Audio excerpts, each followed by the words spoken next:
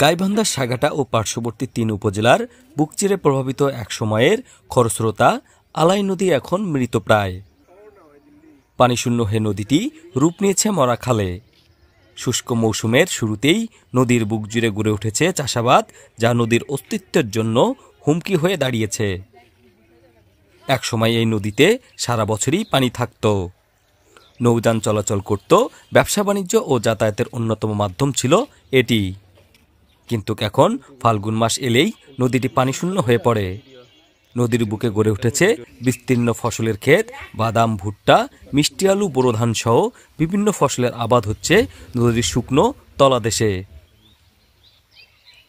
নদীর দুই পারের বাসিন্দারা জানাচ্ছে, কয়েক দশক আগেও আলাই নদী স্বচ্ছ জলে কৃষিকাজ হতো, নৌকা চলত, কিন্তু সময়ের সঙ্গে সঙ্গে নদীটি হারিয়ে যাচ্ছে। স্থানীয়দের মতে নদী দখল, অপরিকল্পিত বালু উত্তোলন এবং তীব্র জলবদ্ধতা নদী সংকটের মূল কারণ। এখন তো নদী মরে গেছে, মরা নদী। এখন তার তেমন একটা নাই, না? হ্যাঁ, বড় ছিল, পানি অনেক ছিল। তারপরে সব মাছের তো সেই রকম বগুড়ার থেকে সব মাছ মেরে আসছে, সওয়াল দিয়ে মাছ মেরে নিয়ে বার করে নিয়ে চলে গেছে। হচ্ছে ওই স্যালো মেশিন সেট করছে, করে ইয়ে করছে, পানি তুলছে।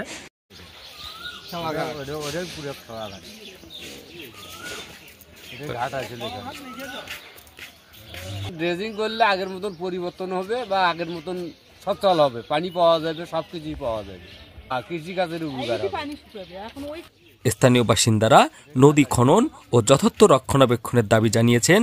যদি এখনই যথার্থ উদ্যোগ না নেওয়া হয়, তাহলে কয়েক বছরের মধ্যেই আলাই নদীটি সম্পূর্ণভাবে হারিয়ে যাবে।